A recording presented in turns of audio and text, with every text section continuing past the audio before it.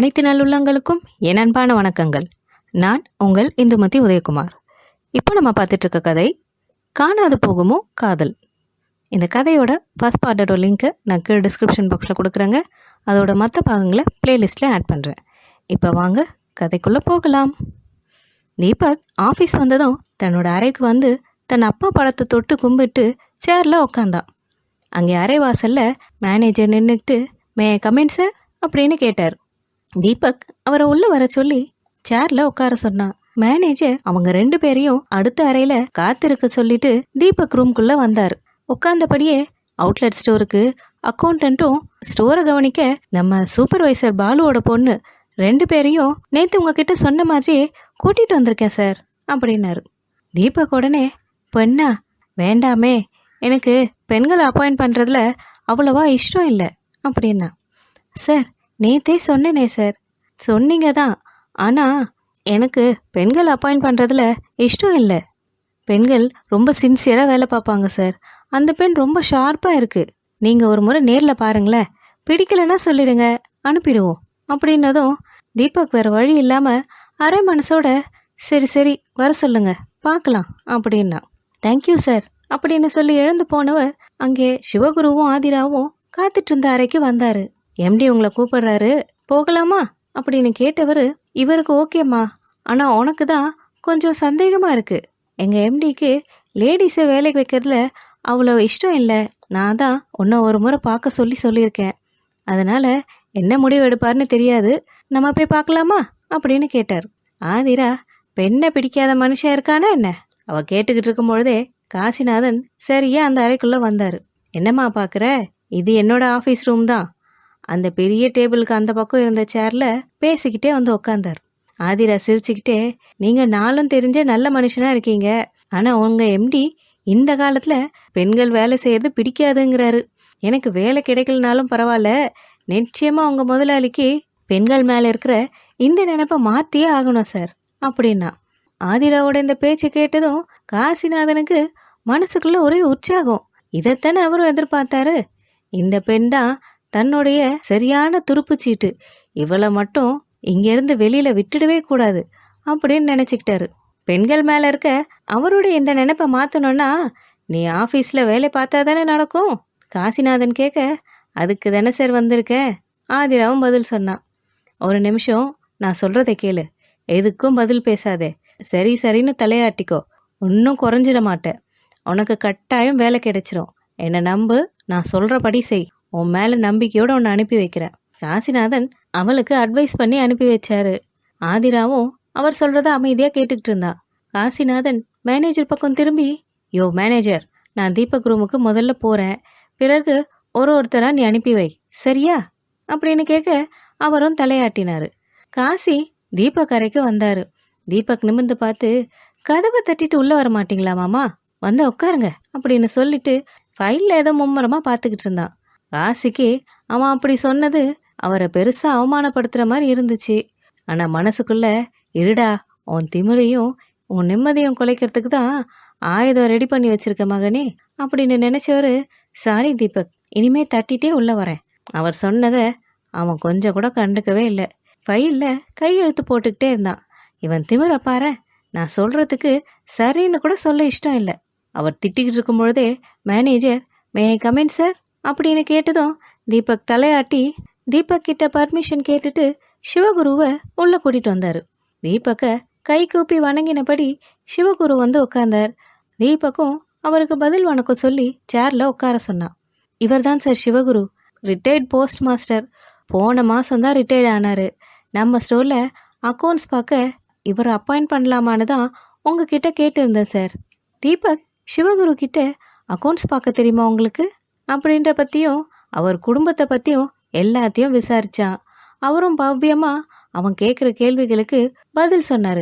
தன் பிள்ளைகளுக்கு கல்யாணம் ஆகிட்டதையும் தானும் தன் மனைவியும் மட்டும் இருக்கிறதாகவும் அவருக்கு பதில் சொன்னார்.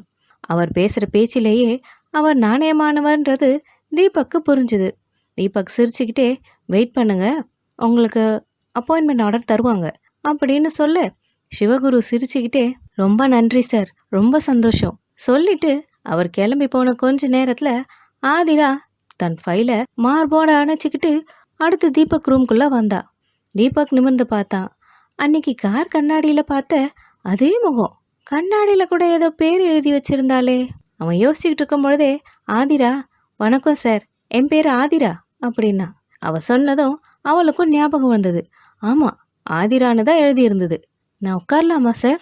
ஆதிரா கேட்க, டேக் யூ சீட். உள்ள வந்ததும் உட்காரலாமான்னு கேட்குறீங்க, ஆனால் ரூம்குள்ளே வரலாமான்னு கேட்கலையே, தீபக் கேட்டான். ஆதிரா, சிவகுரு சார் வந்ததும் நீ வான்னு மேனேஜர் சொன்னார், அதனால் வந்தேன். உள்ளே வரும்பொழுது கேட்டுட்டு வரணும்னா இனிமே யாரும் கேட்டுட்டு தான் உள்ளே வரணும்னு ஒரு போர்டு மாட்டி வைங்களேன். ஆதிரா பட்டுன்னு சொன்னான். அதை பார்த்ததும் காசிக்கு சிரிப்பு தான் வந்தது. ஆனால் சிரிக்க முடியல, அடக்கிக்கிட்டாரு. அவள் பேசின பேச்சுக்கு ஏற்கனவே பெண்கள் மேலே இருந்த அந்த நினைப்புக்கு இன்னும் தீ ஊற்றுற மாதிரி அவனுக்கு கோபம் கொப்பளிச்சிட்டு வந்தது. ஆனால் ஆதிரா அதையெல்லாம் கண்டுக்காம தொடர்ந்து பேசினான்.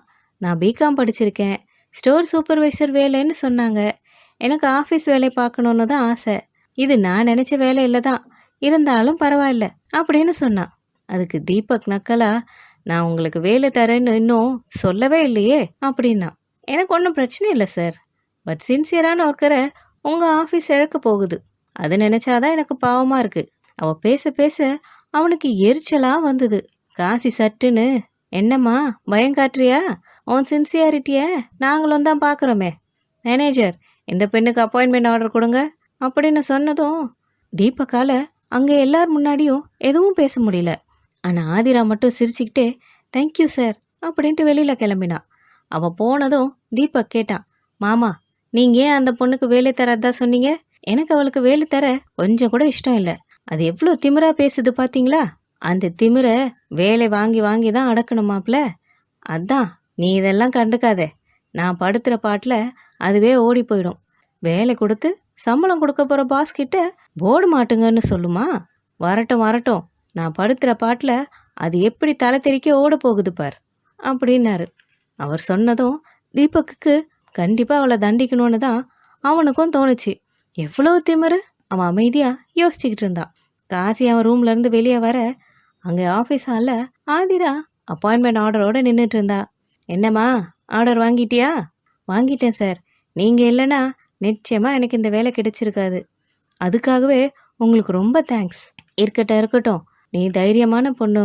இந்த ஆஃபீஸுக்கு அவசியம் தேவைன்றதால தான் எம்டியோட எண்ணத்தையும் மீறி அவனை எதிர்த்து பேசின. ஆனால் இதுக்காக எல்லாம் நீ உன்னை மாற்றிக்க கூடாது. நீ எப்போவுமே இப்படி தைரியமாக துணிச்சலான பெண்ணாக தான் இருக்கணும், சரியா? நீ ஒன்றும் கவலைப்படாத, நான் இருக்கேன் அப்படின்னு அவளுக்கு தைரியம் கொடுத்தாரு. ஆதிரா சந்தோஷத்தோட, சரி சார், எங்கள் வீட்டில் கூட யாரும் என்னை என்கரேஜ் பண்ணினது கிடையாது. ஆனால் நீங்கள் எனக்காக இப்படி சப்போர்ட் பண்ணி பேசுறது எனக்கு ரொம்ப சந்தோஷமாக இருக்குது. நான் நாளை காலையில் 9 மணிக்கெலாம் இங்கே இருக்கணுமா? சரி சார், வீட்டில் போய் நான் விஷயத்த சொல்லணும், நான் கிளம்பட்டுமா அப்படின்னு கேட்டா. சரி சரி, நாளைக்கு பார்க்கலாம் அப்படின்னு காசி சொன்னதும் அவர்கிட்டேருந்து விடை பெற்று துள்ளலான நடையோட உற்சாகமாக நடந்து போன ஆதிரா. இந்த பார்வை டீ எஸ்டேட்டோட ஆஃபீஸ் வேலை தன் வாழ்க்கையில் பெரிய மாற்றத்தை உண்டாக்க போகுதுன்றது தெரியாமலேயே ஆதிரா சந்தோஷத்தில் திளைச்சிருந்தா. அடுத்த நாள் காலையில் 9 மணிக்கு ஆதிரா வேலையில் வந்து சேர்ந்தா. ஆஃபீஸில் எல்லாரும் அவளை ரொம்ப ஆவலாக பார்த்துட்டு இருந்தாங்க. ஏய், இவளை பாரு, எவ்வளோ அழகாக இருக்கால, மேக்கப் போட்டால் சினிமா நடிக்க போல இருப்பா. எல்லாரும் என்னென்னமோ கிசுகிசுப்பாக பேசினாங்க. ஆண்களில் சில பேர் இவகிட்ட எதுவும் உதவி வேணுமான்னு வாலண்டியராக வந்து கேட்டாங்க. சிரிச்சுக்கிட்டே வேண்டான்னு சொல்லிட்டு விசிட்டர் சோஃபாவில் வந்து உட்காந்தா. அப்போ தான் ஆஃபீஸ்க்குள்ளே புயலாக தீபக் நுழைஞ்சான். தற்செயலாக ஆதிரா அவன் பார்வையில் பட்டா. பாவாடை தாவணியில் நேற்று வந்த சின்ன பொண்ணா இவ. இன்னைக்கு காட்டன் புடவை ஜாக்கெட்டில் இடுப்பை தொடுற நீளமான ஜடையும் பார்க்க பளிச்சுன்னு நிற்கிறாளே. யோசிச்சுக்கிட்டே தீபக் தன் அறைக்குள்ளே வந்து வழக்கம் போல் தன் அப்பா படத்தை தொட்டு கும்பிட்டு சேரில் உட்காந்தான். பிஏ வந்து அன்னைக்கான வேலைகளை சொல்லி முடிச்சப்போ தீபக் விசிட்டர் சேரில் இருக்கிற பெண்ணை இங்கே வர சொல்லுங்க அப்படின்னா. கொஞ்ச நேரம் கழிச்சு மே ஐ கமின் கேட்டு நின்றுட்டு இருந்த ஆதிராவை பார்த்து தலையசைச்சான். அவளும் அழகாக நடந்து வந்து அவன் முன்னாடி நிற்க எதிரில் இருந்த சேரில் உட்கார சொன்னான். வேலை கேட்டு வந்திருக்கீங்களா? ஸ்டோர் கீப்பர் வேலை தர்றதா மிஸ்டர் காசி சொன்னாரே, தரலையா உங்களுக்கு? நக்கலாக கேட்டான். ஆதிரா சிரிச்சுக்கிட்டே, யூ ஆர் மிஸ்டேக்கன். வேலைக்கான ஆர்டரை நேத்தே வாங்கிட்டேன். இப்போ அட்டெண்டன்ஸில் சைன் போட்டுட்டு உங்களை பார்த்து விஷயத்த சொல்லிட்டு போகலான் தான் வெயிட் பண்ணிட்டு இருந்தேன். அதுக்குள்ளே நீங்களே கூப்பிட்டுட்டீங்க. எனக்கு வேலை கிடைச்சது கூட தெரியாமல் என்னென்னமோ பேசிக்கிட்டு இருக்கீங்க. பேசுறதுக்கு முன்னாடி கொஞ்சம் பேச்சில் நிதானம் வேணும் சார். சரியா? எனக்கு நிறைய வேலை கொடுத்துருக்காங்க. நான் போய் பார்க்கட்டுமா? நான் வரேன் சார் அப்படின்னு சொல்லிட்டு அவனை நக்கலாக பார்த்துட்டு அந்த ரூம்லேருந்து வெளியேறினான். தீபக்கோட கோபம் தலைக்கேற, டேமிட், எவ்வளோ திமிர் இவளுக்கு! எப்படியும் என்கிட்ட தானே வந்தாகணும் அப்படின்னு மனசுக்குள்ளே நினச்சிக்கிட்டு இருக்கும் பொழுதே காசி உள்ளே வரலாமாப்பா அப்படின்னு கேட்டார். வாங்க மாமா சத்தமாக சொன்னான். அவன் கோபமாக இருக்கான்றது நல்லாவே புரிஞ்சுது அவருக்கு. எதிர ஆதிரா வேற பார்த்தாரு. கண்டிப்பாக அதற்கான காரணமும் அவருக்கு புரிஞ்சிருந்தது. எம்டியை பார்த்துட்டு வரேன்னு சொன்னாலே அதனோட வெளிப்பாடோ இது? அந்த ஸ்டோர் கீப்பர் வேலைக்கு அப்பாயிண்ட் பண்ணியிருக்க பெண் ரொம்ப பேசுது மாமா. தீபக் கோபமாக கத்தினான். காசிக்கு உள்ளூர சந்தோஷம். ஆனால் எதையும் வெளிக்காட்டாம வேணுண்டா மகனே உனக்கு அப்படின்னு யோசிச்சாரு. தீபக் மாமான்னு சத்தமாக கூப்பிட்டதும் நினைவுக்கு வந்தவர், யார் மாப்பிள்ள சொல்கிற அப்படின்னு கேட்டார். அதான் அந்த ஆதிரா. அட பாடுறா, பேரெல்லாம் ஞாபகம் வச்சிருக்கான் போலையே. என்ன மாமா ஒன்றுமே பேச மாட்டீங்க? நான் சொல்லி வைக்கிற மாப்பிள்ள, அந்த பெண்ணுக்கிட்ட பேசி ஜெயிக்க முடியாது. அவளை வேற விதத்தில் தான் டீல் பண்ணணும். என்ன சொல்கிறீங்க? அவன் என்ன அவ்வளோ பெரிய ஆளா? காசி சிரிப்பை வெளிக்காட்டாமையே வேலையில் தப்பு கண்டுபிடிச்சு பேசினா அவளால் பதில் ஒன்றும் சொல்ல முடியாது. அப்பா அடங்கிடுவா மாப்பிள்ள. பார்த்துக்கலாம். என்ன நீங்கள் அப்படி இருக்கவளுக்கு எதுக்கு வேலை கொடுத்தீங்க? இந்த மாதிரி ஆள் எல்லாம் நமக்கு தேவையா என்ன? சம்பளமும் கொடுத்து அவகிட்ட பேச்சையும் கேட்கணுன்னு என்ன அவசியம் இருக்குது? அவன் பேச பேச இவன் விபரீதமாக ஏதாவது முடிவு எடுத்துட போகிறான்னு நினச்சவர், சரி சரி நான் பார்த்துக்கிறேன் மாப்பிள்ள, நீ ஃப்ரீயாக விட அப்படின்னு அவனை சமாளிச்சாரு. காசி சிரிப்பை அடக்க முடியாமல் வேகமாக தன் அறைக்குள்ளே வந்தார். அவர் பின்னாடியே ஷாம் வந்து, ஸ்டோர் கண்ட்ரோல் நம்ம கையை விட்டு போச்சு, நீ என்னடானா இங்கே நல்லா சிரிச்சுக்கிட்டு சந்தோஷமாக இருக்கியா? அவங்க அப்பாவை கேட்டான். ஸ்டோர் நம்ம கையை விட்டு போச்சுன்னு யார் சொன்னா? அதெல்லாம் ஒன்றும் போகலை. சிவகுரு, ஆதிரா 2 பேருமே நம்ம ஆளுங்க தான். என்னப்பா சொல்கிற? சொல்கிறேன்டா. இப்போ என் சிரிப்புக்கு காரணம் என்னன்னு நீ நினைக்கிற? என்னது? உன் மாப்பிள்ளை தீபக் ரொம்ப பாசமாக பேசிட்டானா என்ன? கண்டிப்பாக அப்படிலாம் இருக்காதே. அவனுக்கு தான் நம்ம மொத்த குடும்பத்தையுமே பிடிக்காதே. கரெக்ட், அதே தான். அப்படி இருக்கிறவனுக்கு ஒரு பாடம் கற்றுக் கொடுக்க தான் அந்த ஆதிரா பெண்ணையே அப்பாயிண்ட் பண்ணேன். அந்த பொண்ணு தீபக்கை செம்மையாக திண்டாட வைக்கிறா. அவளை பார்க்க பார்க்க அவனுக்கு கோபமாக வருது. ஆனால் அவனால் ஒன்றும் பண்ண முடியல. இனிமே தினமும் அவனுக்கு இதே நிலைமை தான். கொஞ்சம் கூட நிம்மதி இருக்க போகிறதில்ல. நீ பாரு அப்படின்னு காசி மகன்கிட்ட சொன்னார். ஷாமா ஆச்சரியமா, அப்படியாப்பா? நடந்தா சரி. நீ நம்ம ரேணுவுக்கும் தீபக்கும் முதல்ல கல்யாணம் பண்ணி வைக்கிற வழியை பாரு. இருடா, நானும் அதை பற்றி தான் யோசிச்சுக்கிட்டு இருக்கேன். நாளைக்கே அக்கா கிட்ட இதை பற்றி பேசலான்னு இருக்கேன். நீ பேசுவ, தீபக் சம்மதிப்பானா? அக்கா சொன்னா கண்டிப்பாக கேட்பான். சரி சரி, அப்போ நான் லேட் பண்ணாமல் நீ நாளைக்கே பேசிடு. அடுத்த நாள் ஞாயிற்றுக்கிழமை ரிலாக்ஸாக காலை டிஃபனுக்கு டைனிங் டேபிளில் எல்லாருமே சேர்ந்தாங்க. ஆனால் தீபக் மட்டும் வரலை. அது ரேணுவுக்கு ரொம்ப ஏமாற்றமாகவே இருந்துச்சு. மாமா சாப்பிட வரலையே? ரேணு தான் கேட்டா. எப்போ பாரு தீபக் மேலேயே தான் கரிசனம் உனக்கு. ஷாம் சொல்ல வேதவள்ளி சிரிச்சுக்கிட்டே, இன்னும் அவன் எழுந்துக்கவே இல்லைம்மா. இன்றைக்கி ஒரு நாள் தானே ஃப்ரீயாக இருப்பான். அவனே பொறுமையாக எழுந்து வந்து அவனுக்கு பசிக்கிறப்ப சாப்பிட்டோம். ஏண்டா, அவனை நினச்சி ரேணு கவலைப்படாம வேற யார் கவலைப்படுவா? அத்தை ஷாமை பார்த்து கேட்டான். காசி உடனே, எனக்கு என்னமோ பிரயோஜனம் இல்லைன்னு தான் தோணுது அப்படின்னாரு. என்னடா சொல்கிற? இவ தான் மாமா மாமான்னு உருகிறா. தீபக் என்னமோ இவளை திரும்பி கூட பார்க்குற மாதிரி தெரியல. ஒருவேளை நம்ம ஸ்டேட்டஸ் குறைவாக இருக்குன்னு நினைக்கிறாரோ என்னமோ. என்ன இருந்தாலும் நம்ம அவுட் ஹவுஸில் இருக்கிறவங்க தானேப்பா. ஷியாம் தன்னுடைய பங்குக்கு தூபம் போட்டான். இதை கேட்டதும் வேதவல்லிக்கு ரொம்ப கோபம் வந்துச்சு. என்ன பேசுகிற ஷியாம்? தீபக் அப்படிப்பட்டவன்லாம் இல்லை. இந்த மாதிரி பிரித்து பார்க்கலாம் தெரியாது அவனுக்கு. இதை பற்றி நான் ஏற்கனவே சொல்லணும்னு தான் நினச்சிருந்தேன். என்ன நினச்ச? இனிமே நீ அவுட் ஹவுஸ்லலாம் இருக்க வேண்டாம். கப்பல் மாதிரி இவ்வளோ பெரிய பங்களா இருக்கும்பொழுது என் தம்பி நீ ஏன்டா அவுட் ஹவுஸில் இருக்கணும்? நானும் தீபக்கும் தனியாக இவ்வளோ பெரிய வீட்டில் இருக்கோம். அதனால் நீ நாளைக்கே அங்கேருந்து காலி பண்ணிவிட்டு இங்கே வந்துடு. வேதவல்லி சொன்னதும் அவங்க 3 பேர் முகத்துலேயும் அளவில்லா சந்தோஷம். ஆனால் காசி மட்டும் அதை வெளிக்காட்டாம, அது எப்படி வயசு பொண்ணு கூட்டிட்டு வந்து ஒரு வயசு பையன் இருக்கிற வீட்டில் வச்சுக்க முடியும் அப்படின்னு கேட்டார். என்னடா வயசு பொண்ணு வயசு பையன், எப்படியும் தீபக் ரேணுவை தானே கல்யாணம் பண்ணிக்க போகிறான். நான் இந்த கல்யாணத்தை பற்றி சீக்கிரம் பேசி முடிவு பண்ணுறேன். அதுக்கப்புறம் என்ன பிரச்சனை உனக்கு? வேதவல்லி கேட்டா. வேதவல்லி சொன்ன மாதிரி அடுத்த நாளே காசிநாதனோட குடும்பம் பங்களாக்குள்ளே குடியேறிச்சு. அதை பார்த்ததும் தீபக் ஆச்சரியமா, என்னம்மா மாமா பங்களாவுக்குள்ளே வந்துட்டாரு அப்படின்னு கேட்டான். வேதவல்லி தான், மெதுவாக பேசு தீபக், நான் தான் அவனை வர சொன்னேன். நம்ம 2 பேர் தானே இவ்வளோ பெரிய பங்களாவில் இருக்கோம். அதனால தான் என் தம்பி நமக்காக எவ்வளோ உழைக்கிறான். அவனை வெளியாள் மாதிரி அங்கேயே அவுட் ஹவுஸ்லேயே இருக்க சொல்கிறியா என்ன? அதனால தான் நான் தான் மாமாவை இங்கேயே வர சொல்லிட்டேன். தீபக்கு பதில் சொன்னான். கல்யாணமாகாத ஒரு பொண்ணும் நானும் ஒரே வீட்டில் இருந்தா நல்லாவா இருக்கு பார்க்க? அப்புறம் நாளைக்கு ரேணுவை யார் பொண்ணு பார்க்க வருவா? அவளுக்கு எப்படி கல்யாணம் நடக்கும்? தீபக் இப்படி கேட்டதும் வேதவல்லி திடுக்கிட்டு போயிட்டான். என்ன சொல்கிற தீபக் அப்படின்னு கேட்க, இவங்களோட இந்த உரையாடலை ரூமுக்கு வெளியே இருந்து காசிநாதனும் ஒட்டு கேட்டுக்கிட்டு இருந்தாரு. என்னம்மா கேட்குறீங்க? வேற வீட்டுக்கு வாழ போகிற பெண்ணு, அவளை இங்கே கொண்டு வந்து தங்க வச்சா பார்க்குறவங்க தப்பாக நினைக்க மாட்டாங்களா? தீபக், வேற வீட்டுக்கு ஏன் அவள் போகணும்? உனக்கும் ரேணுவுக்கும் கல்யாணம் பண்ணி அவளை நம்ம வீட்டிலே தங்க வைக்கணும்னு தானே நாங்கள் எல்லாரும் விருப்பப்பட்டுக்கிட்டு இருக்கோம். ரேணுவுக்கும் உன்னை ரொம்ப பிடிக்குமே, அவளுக்கும் அதுதான் ஆசை. வேதவல்லி சொன்னான். அவளுக்கு ஆசைன்னா என்ன கேட்க மாட்டிங்களாம்மா? என் விருப்பம் உங்களுக்கு முக்கியமாக படலையா? அப்படியெல்லாம் இல்லைப்பா, நீ எதுவாக இருந்தாலும் என்கிட்ட வெளிப்படையாக சொல்லு. வேதவல்லி சொன்னான். எனக்கு ரேணுவை கட்டிக்கிறதுல விருப்பம் இல்லைம்மா. உங்கள் தம்பிங்கிறதால தான் நான் இது எல்லாத்துக்குமே அமைதியாக இருக்கேன். எஸ்டேட்டில் அவர் செய்கிற குளறுபடிகளெல்லாம் நான் எப்போவோ கண்டுபிடிச்சிட்டேன். ப்ராசஸிங்க்கும் டெலிவரிக்கும் டிஃப்ரெண்ட் இருக்குது, அதை கொஞ்சம் கவனின்னு சொன்னீங்களே, அந்த குளறுபடிக்கே முக்கியமான காரணம் மாமாவும் ஷியாமும் தான். அதை கேட்டதும் வேதவல்லி உறைஞ்சு போய் நின்றுட்டா. என்னப்பா சொல்கிற? எல்லா தப்புக்கும் காரணம் என் தம்பியா?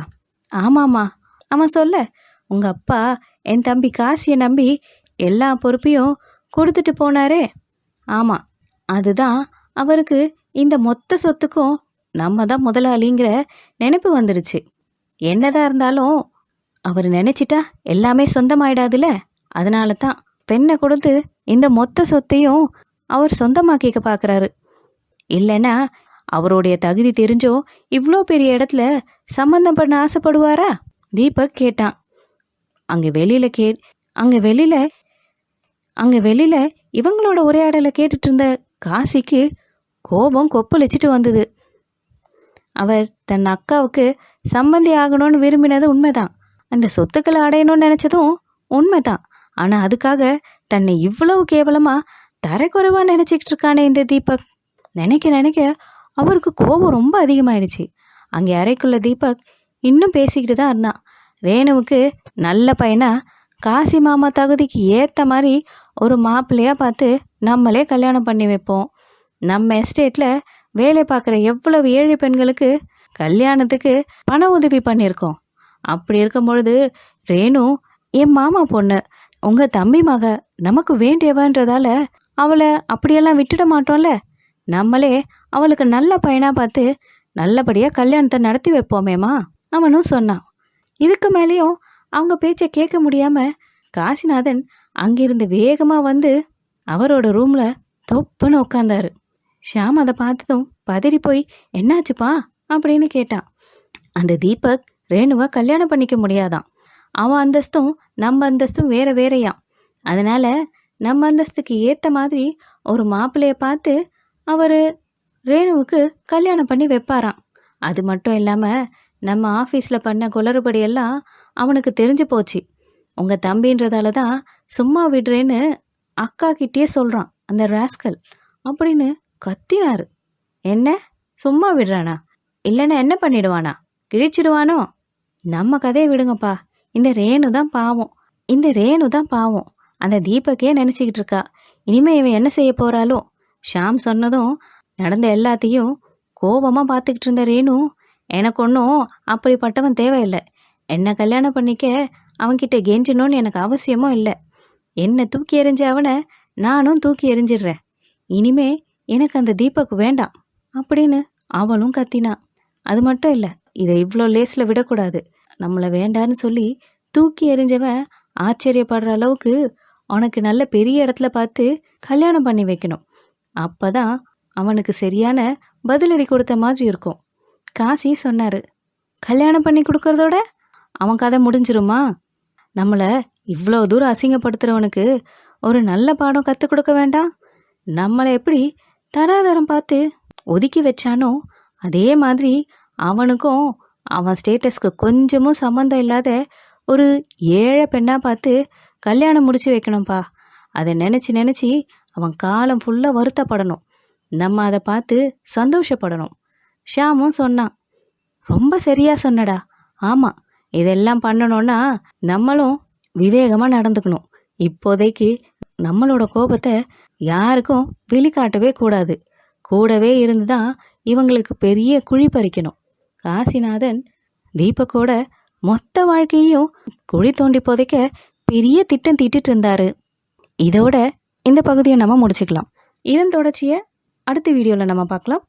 இந்த கதை உங்களுக்கு பிடிச்சிருந்தா லைக் பண்ணுங்கள், ஷேர் பண்ணுங்கள். இன்னும் இது மாதிரி நிறைய கதைகளுக்கு நம்ம சேனலை மறக்காமல் சப்ஸ்கிரைப் பண்ணிக்கோங்க. திரும்ப வேறொரு நல்ல கதையுடன் நான் உங்களை மீண்டும் சந்திக்கிறேன். அதுவரையில் நன்றி.